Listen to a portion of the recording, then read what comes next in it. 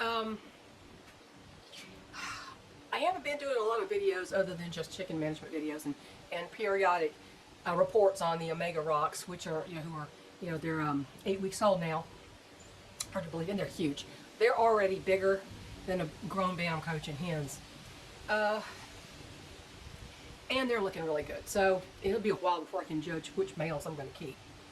But I'm going to have to get rid of at least 4 or 5 of them. And whoever gets them, it's funny, the rejects, the so-called rejects from this breeding group of males, they're going to be so far superior to any of the hatchery barred rock birds. They will improve anybody's flock. But, I haven't, when your own life is on top of you and there's just too many things going on, your brain is splintered and you can't keep up with all you need to do, the last thing I'm worried about is the war in Ukraine. Seriously. Let them take care of their own mess. I don't want to be involved in it. I don't want to even have to think about it, okay? And I don't care what that you think of me because of that, but when you are at the age that we are, and the husband has health problems like my husband does, and I mean serious, chronic, excruciating daily pain. He's up at 3 in the morning with a vibrator on his back, trying to work out some kinks. And it's not muscular, it's the fact that he doesn't have some of his some of his discs are gone. They're just bone rubbing against bone. And so it also pinches nerves and things like that. They can't do anything for it. They've been messing with this stuff for 40 years and they can't do anything. They don't want to do anything. And now he's too old for them to care about his pain. Oh, but we can't prescribe opioids. Oh my God, we can't prescribe that. You might get addicted. It's like, what do you care? Nothing else works. Nothing, and even those don't do anything for pain. Let me tell you, opioids really don't do much for pain. All they do is make your brain so muddled and you're so sleepy and your brain's so foggy that you don't even care if you're in pain anymore. That's why he doesn't take those often. But when he does, he can't have them. Take Tylenol. Tylenol is useless.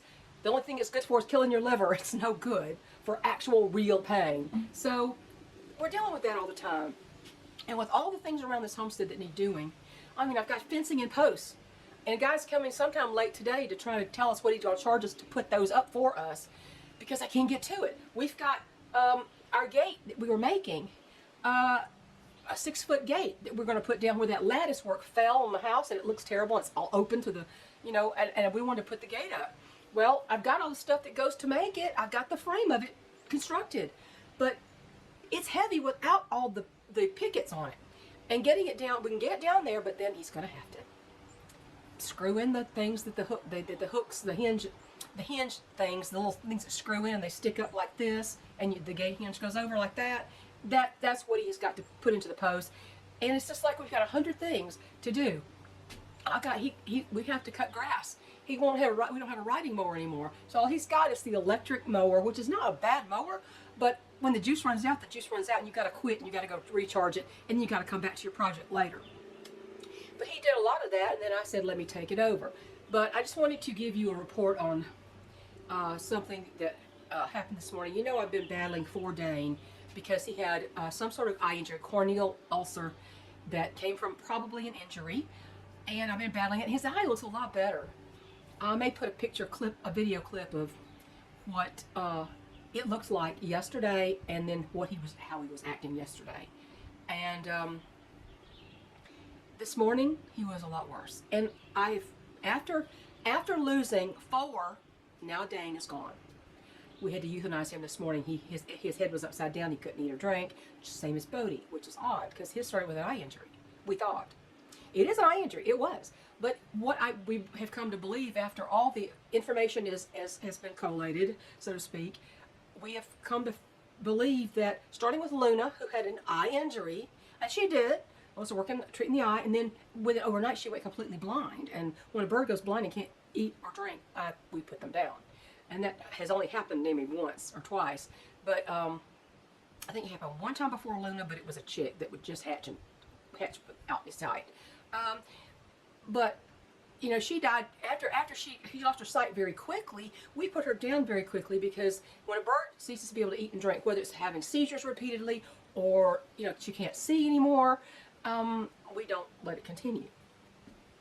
And we just have too many birds. I mean, if I had 3 birds, I could baby every bird, but I can't. And then, we had Axel, who's Dane's brother, half brother, I think. And I can't even remember what happened with Axel. He went downhill and he died on his own, I do believe. And then there was Bodie.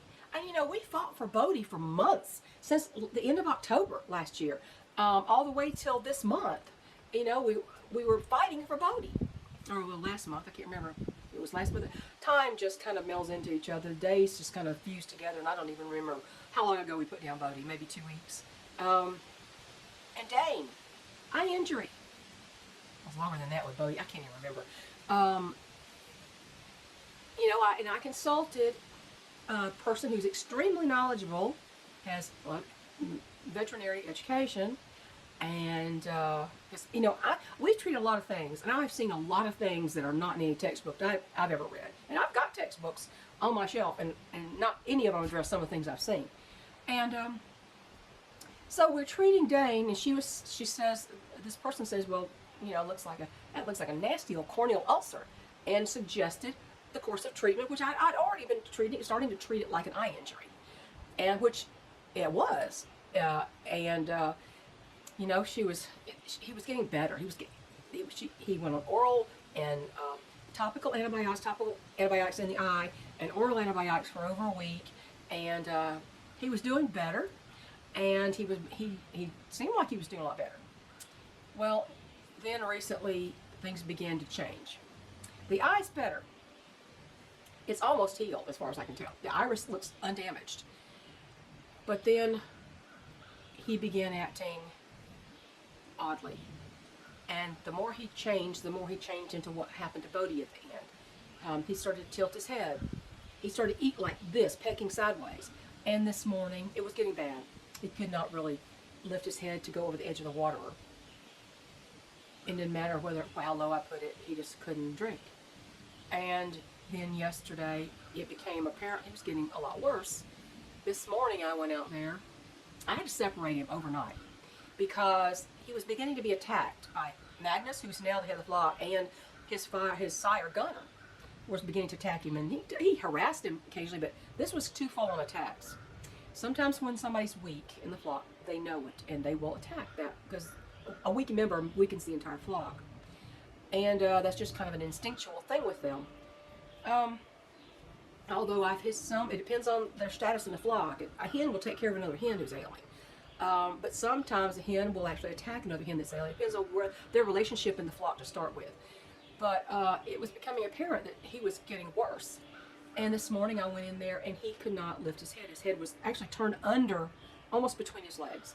And he was very distressed by it, you could tell. He couldn't eat or drink. He couldn't lift his head up at all. And even if I pulled him over there and I put his beak in the water, he would swallow, but he wouldn't actually drink. He made no effort to take the water in. It just, whatever got in his beak, he would swallow. And so my husband was cutting the grass, and I went out there, and I said, hey, I was holding Dane. I said, I'll finish that. Can you sit over here and sit with Dane for a while? And I'll just go ahead and finish that, because my husband's back was already hurting, because he was already, that kind of work kills him. And he sat with Dane. And when I got done, rolled the mower back up there, I sat next to him, and Dane, he was just holding Dane, and Dane was just laying against him, and all of a sudden I realized there's blood dripping down Dane's leg, and I guess he had struggled, and he broke off a spur, and I didn't know where the blood was coming from. What the heck are you bleeding for? Yeah, he broke off a spur. It's bleeding at the leg, and so I had to go get some diatomaceous earth and put. It's better than bloodstop powder. Testimonial here. Bloodstop powder sucks. Just get some diatomaceous earth and you just pack it into the wound, and it will help the blood stop flowing. And it was just he hit his spur off somehow. But I got that stopped, and we sat there, and he was just turning upside down. He just was. My husband says, I'm going to have to put him down. I'm going to have to go ahead. I said, well, he can't eat or drink anymore. So we euthanized Dane this morning, and I buried him next to a big group of daisies, and put hydrated lime on the body, because if you don't, and they start to decay, animals can smell that and they will dig up the carcass, and I don't want that happening. So I've started to, every time we bury one, I will grab a big yogurt tub of hydrated lime I'll sprinkle it over the body. Battery change, excuse me. So Dane is gone. But when I showed that video to my friend, comment was made, so he's turning to the left. That would indicate a neurological, I didn't even write down what she said. I probably should have written it down and just read it to you. She said it could be a central nervous system issue. Could be a degenerative issue, could be a tumor, could be something like that. And I said, okay, well, so I just take care of him as best I can. And then this morning it became obvious that there was no hope for him. And I believe the eye injury was something that happened when he started acting weird. Somebody pecked at him and pecked him in the eye because he didn't have the mobility or dexterity or whatever you want to call it to get away from the attack. So, like I said, when sometimes a chicken senses weakness, it'll attack, the others will attack it. And I think the eye injury was that. So looking back on those 4, Bantam Cochins, all of the splash varieties. Splash is what you get when you breed 2 blues together. You can get blue, a black, or a splash color. These are all splash. And that one variety, only that variety, every one of those birds, Luna, Axel, Bodie, and Dane, have all had something at the end that was similar. Now, Luna started with an eye injury, and we euthanized her pretty soon because she became blind. But if I let her go on, I am sure that it would have ended up like Bodie and Dane. So, what I'm thinking, and this is why people think, oh, well, you're so snooty, you don't want to have hatchery stock. This is why I don't want to have hatchery stock. Doesn't mean genetic issues couldn't pop up in a breeder quality exhibition line of whatevers, but it's much more rare. Think of puppy mills. What happens when puppy mills exist? And what happens, what are the dogs like? Their temperament is bad, they're snappy, they may have genetic issues. Inbreeding and bad breeding results in bad outcomes. And hatcheries are pretty much chicken mills. And so they're not going to pay attention to genetic things and the temperament of their roosters and all that. They're just breeding, people want it. Chickens for entertainment and eggs, and they're bred to kind of look like what they're supposed to look like, even though barred rocks are far from what they're supposed to look like most of the time. And they don't pay attention to this stuff. So I think in Cackle's line of at least the splash Bantam Cochins, I think there's a degenerative genetic issue of some sort where they deteriorate and they start showing these symptoms. Now, remember Bodie, remember when I first presented those symptoms to this veterinarian friend of mine, we talked about it a little bit, and it came up that, well, the symptoms really mimic West Nile. And they did. Every one of them mimic the symptoms of a chicken who has a case of West Nile and actually has a bad case of it. And it was near the end of, he started acting funny in October. Now then, September, October, it was still pretty warm here. And mosquitoes were still here occasionally. And so we thought, well, late season West Nile infection. It's not contagious bird to bird, only from the mosquito to the bird, to the victim. And so I wasn't worried about anything spreading in the flock, nothing like that. We've never had a contagious illness in these flocks. But I was thinking, it sounded perfect, like a perfectly logical explanation for what was going on with Bodie. Well, of course, this friend is not in my state and only goes by what I'm showing her and what I'm telling her, and and very generous with helping me, because we've known each other for years in the forum. She was anyway. She's always been extremely kind, and don't want everybody on the forums to know that she's a vet, obviously, but because that would result in something really terrible. But it's a perfectly logical explanation of what happened to Bodie, and so I said, this is what we've decided it might probably be. Well, as it progressed and his eye became a problem the last few days of his life, and it looked like he had brain swelling, I thought, okay, well, West Nile can cause encephalitis. That would make sense too. And then here comes Dane. No mosquitoes, not contagious bird to bird, and it goes the same way as the others. It has an eye problem as well, which probably was because he was acting really strange. Somebody noticed it and they pecked his eye. They pecked at him, and he couldn't dodge it, and his eye got injured. So we've come to believe, or I have for sure, that it was a secondary issue to the real issue, which is a genetic issue in that hatchery's line of splash bantam cochins. Or blue, good, we'll start out with the blues. I don't know, I've only had these from there. And also the buffs. Now think about the buffs. They're totally different than the splashes. The buff bantam cochins, Magnus, Forest, and Cricket and Dove. Cricket and Forest, from the time they were in the brooder, I noticed that they had a strange walk. And it turned out that Forest has a very bad hip deformity. I wish so I said in Forest after Forrest Gump, and he runs kind of weird. And Cricket also has the same deformity, but not as extreme as Forest has. So there's a genetic issue in there too.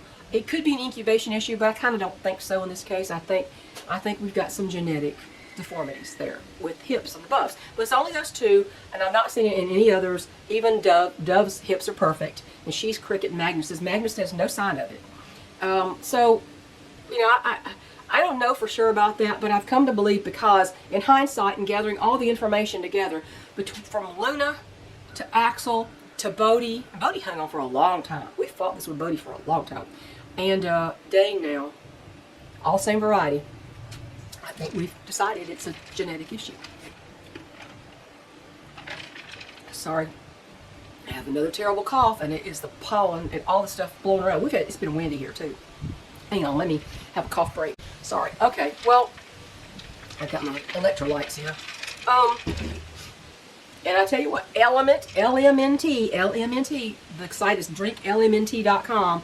I have a code I put on one of the videos for you to get a free sample pack with your order if you wanted it. And they just gave it to me. I'm not trying to be a sponsor or anything, but I've been drinking this, and I like the grapefruit salt. This has double the salt that other electrolytes do. Usually electrolytes have 500 milligrams of sodium. This has 1,000. And there's been studies that shown that the recommended daily allowance is way low from what it should be. So I really like this, and it's just really good. Anyway, didn't mean to veer off there. But, you know, there's been so much happening around here, and all these projects that can't get done, and I'm going to have to pay somebody to do it. My front steps need replacing.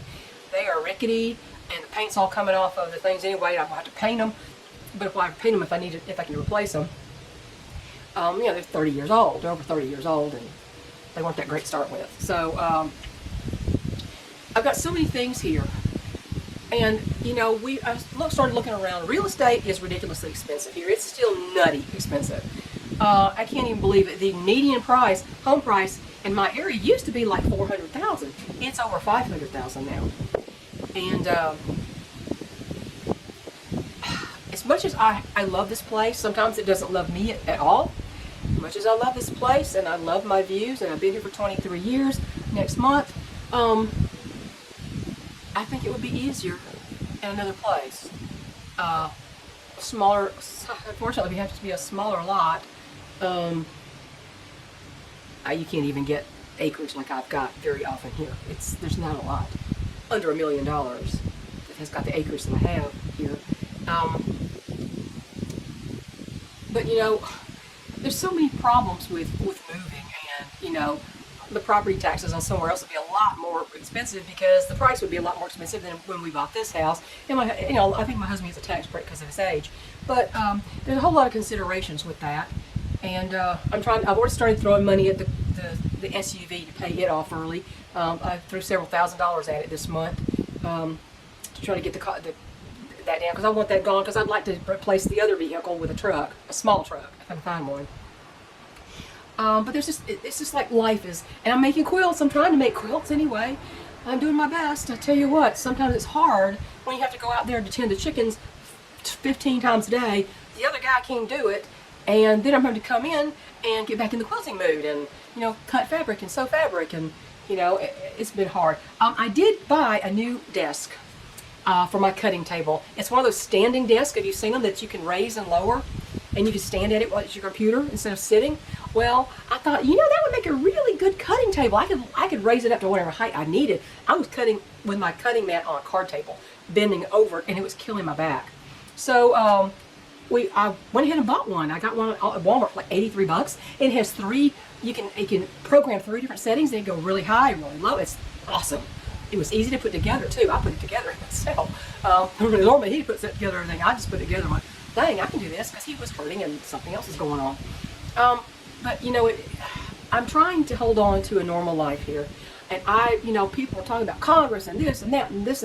I can't even remember the stories right now. It's like mad insanity out there. And it sounds like President Trump's doing a lot of good.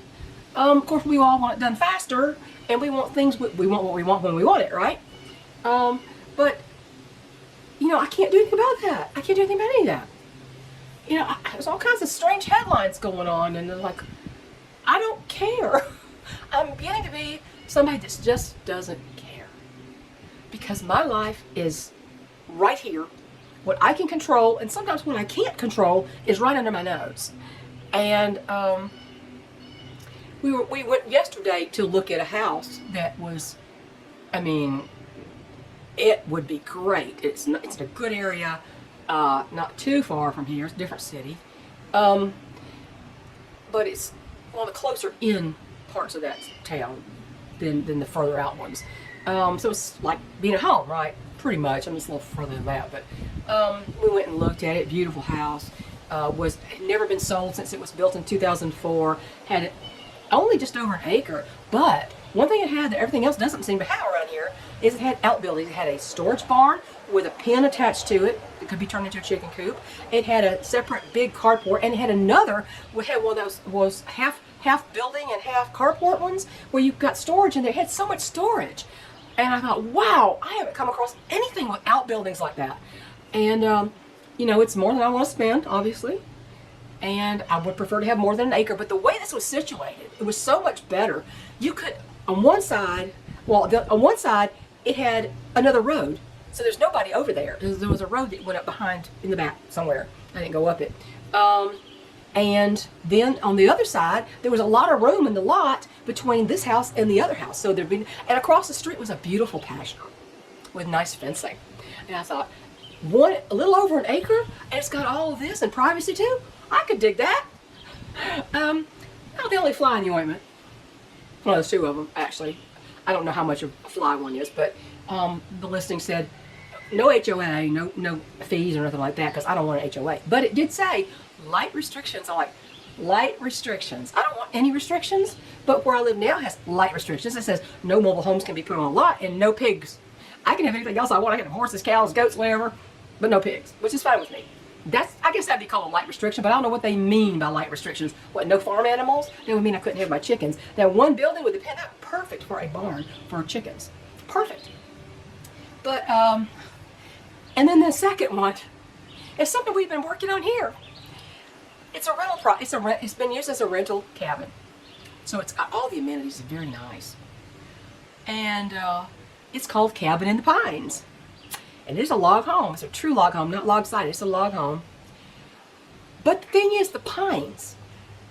It's surrounded by huge pines. I mean, like big pines, old pines. And I don't like pines. The front, it's got so many pines in the front that there's no yard. There's only pine straw. So that's one thing. I would have to go and get a real professional to cut down some very humongous, very tall pines and then grind stumps, because it looked terrible if you didn't grind stumps. And I'm not wanting to spend that kind of money anymore. Now we have pines around our house. We have some pines on the property, but they're away from the house. We took down like 15 trees or more. Yeah, it cost thousands of dollars to take those trees down. And that was a good deal. And the guy did a great job. I would highly recommend him to other people. But I don't want to do that again on another house. And so I don't know what the restrictions were. I don't want to get involved in calling real estate people. I was a realtor, but I'm not going to waste anybody's time. Because my husband will be like, well, I don't know how long I can live this property. It's getting so hard. And the next thing I know, I'll look for something. He goes, well, I don't want to move. It's like, can you quit being so schizophrenic? Because I don't even know what you want to do. What do you want? No, it's to the hard place where we're going to have to make a decision probably eventually. And I said, if you end up in a wheelchair, even though you made that lift needs to be rebuilt. The platform needs to be manufactured as a metal platform. This one is sagging a little bit. It's great for groceries, but I don't know if I put a man his weight in a wheelchair on that ramp, on that platform, and raise it up. The motor will take, the motor will raise 1,100 pounds. I mean, it's not like that, like that. But the motor's a very strong motor, but the platform itself is not as strong as it needs to be. I said, well, if you want to stay here, you can have somebody put in a professional lift made for human beings, not just cargo. That will cost you, you know, $3,000 to $5,000 probably, and more likely 4 or 5. But if you want to stay here, that might be your price. I don't know. There's just a lot of stuff. So the guy's coming today to tell us what he would charge. He's a very highly recommended handyman. Does a lot of different things. Maybe I can get him to do the fence. Maybe I can do something else. Maybe I can get him to put up the gate. I don't know. All kinds of stuff. We'll see. Money is, you know, money's not unlimited here. And I just, like I said, I just threw several $1,000s at the car. So I want to pay that off really quickly. And, you know, you don't have money for everything. As far as the chickens, I'm not too worried about finding out what the genetic issue is with the Bantam Cochins, because I'm not going to continue with them. If I'd gotten them from a breeder, it probably would have been a lot better. But I thought, fine hatchery stock, easy. Let's let them, all the Easter eggers and the Bantam Cochins run together, be one big flock, and be easier to deal with. They have not been at all easy to deal with. The Easter eggers are flighty. They panic at everything. Now, Raina and Layla are less panicky than the others have been. I've already lost several to egg yolk, reproductive issues. It was just a disaster. It was a disaster. My back to basics with the flock thing didn't work out so well. That's why I'm back to my good quality breeder stock. And I think the longevity of them will be, and then they're not flighty at all. We replaced 3 of the roost bars in the chicks' pen with smaller ones so that they didn't have shelves to poop all over. And because I made that really for elderly birds more or less, and I just used 2x4s this time on the broad end, on the broad side, like this, not like this. We used power tools in there, and they were a little nervous, but they weren't panicking. If it had been the other group, they would have been throwing themselves into the walls and trying to break their necks over it.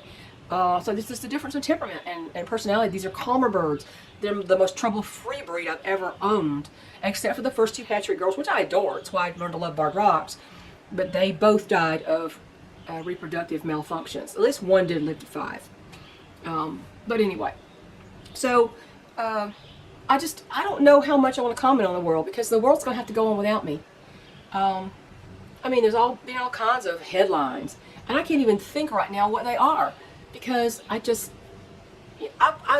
pay attention to a lot of it, but then I tuck it aside and said, I gotta quilt something. I can't watch this crap anymore. I just can't. So I'm watching these great videos about making 3-yard quilts. Just, 3 different yards, 3 yards of fabric, 3 different fabrics, and making all these spectacular quilts. And I'm starting to do that. And when I get one done, I might show it to you. I don't know. So I've been doing that, and I've ordered some fabric from Marshall Dry Goods. If you want fabric, Marshall Dry Goods, Arkansas, excellent. Probably cheapest prices for really good quality fabric I found anywhere. Almost all good quality quilters cotton, and they do have a line of poly cotton sheeting and things like that if you wanted that. And they sell the 108-inch wide quilt backs and all that stuff, and I've been very happy with their product. So anyway, that's all, I guess. I don't know what else to say. I've been on here too long. I'm getting my tomatoes. I need to replace a plant or 2 that kind of disappeared. I don't know where it went. But you saw the ones on the deck. There's plenty of replacements, and they're all much further along than the ones that they're replacing. It's very cool today. We're supposed to have 45 degrees tonight. What was that? 45 degrees tonight. Oh gosh, it's really cool right now. It's like 60-something degrees out here. And it's been as high as over 80 degrees already. And I think that's one reason my sinuses are going nuts. But anyway, that's all I really have to say. And that's why you're not seeing a lot of politically slanted videos. I'll get my words right. And I'm just trying to keep myself from getting injured. That house that we went to see yesterday, beautiful. It has a nice back porch. This is level, no steps on the back porch. And it went up there, and we were looking around the house. It didn't go in, And there was an Adirondack chair, 2 Adirondack chairs in the back, and I've never had Adirondack chairs, and I know what they are, but I'm walking, all of a sudden I'm on the ground because my foot, I picked my foot up and I hit the leg of the Adirondack chair, and I went down on the deck. And I didn't break anything, but I hit so many parts of my body. I'm like, how did you hit that? That's on the other side of your body. And I'm a little sore this morning. My knee is very sore. I even hit, I think I hit right here. I mean, I didn't even realize, I knew I'd hit my face, I thought, but I went, oh, it doesn't feel bad. Then later I was doing something, I went, ow, that's where I hit. So I'm trying not to kill myself. I'm only a danger to myself, not other people. And trying to keep my husband from killing himself. I mean, accidentally. I don't mean real, but accidentally. You know, trying to monitor his health and my health, and do this and do that, the normal chores. And let me tell you, I'm not dusting a lot in my house right now because it's just way low on the priority list. Okay, way low. But you know, anyway, I try my best with Dane. We always try our best. We do everything we can, but there's no way I can fix something that's genetic. And the hatcheries don't care about that. They don't care about a lot of things. They just want their money. They want to produce cute little birds that look kind of like what they're supposed to be and lay eggs, and people love them, and you know. But I've lost 4. And to me, that's a pattern. What do you think? So I'll talk to you guys later. I guess this has been way too long, so I'll try to speed up the speech a little bit and see if I can make it shorter. Have a good day. Stay cool. I don't know if it's tell you stay cool and stay warm. Right now I'm trying to stay warm. I got a flannel shirt on. Bye, y'all.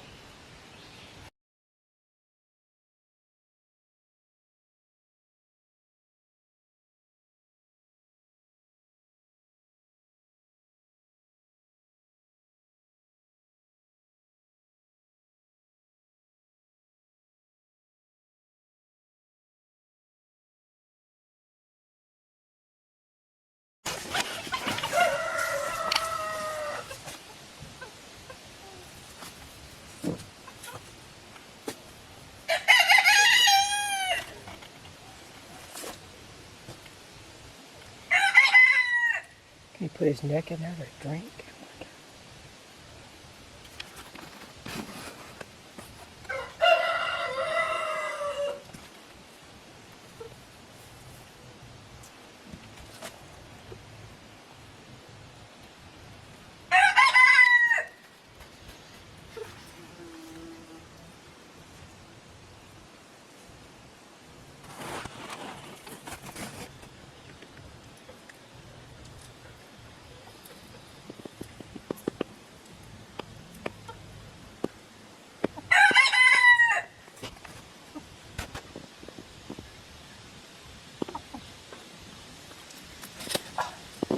I didn't even see that. I tried to run and fell over. I didn't even see that. I didn't track. Let's see what's on the screen anyway. Dane, what's it doing, darling? What you doing?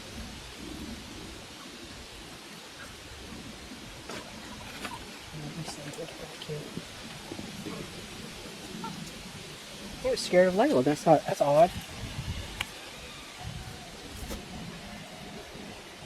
He wants to go in and get out of that. He does. Oh, give it up, Mace. He can't fight you. I tell you what, this dog here, they got to win. Well, if you want to, bring him in. Okay.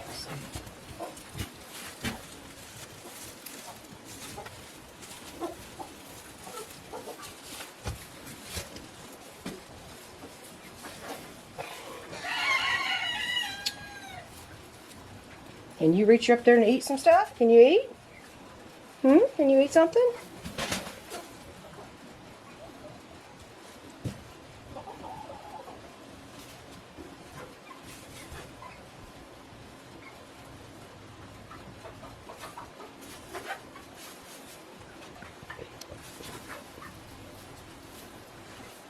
There's nothing in that bowl, honey. Nothing in that bowl. Dane. Nothing in that bowl, hon. I'll put your stuff outside. He can't pick up individual grains. Have to pile his food up. They're getting All right, hon. I'm filming this. I need to get a picture of Dane's eye the way it is this morning. Can you eat some food? Can you eat some food? Can you eat? Can you eat? You can eat, can't you? Can you eat? I'll get you a bowl of food, sweetie. Can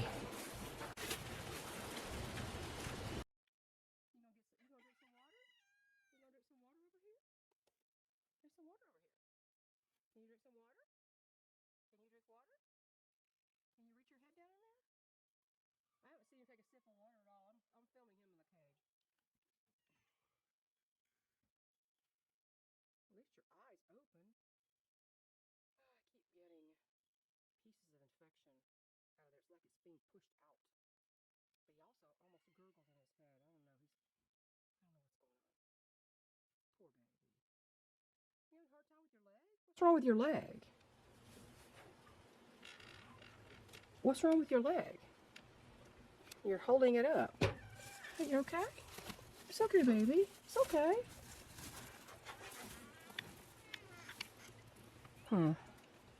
Well, it's a puzzle.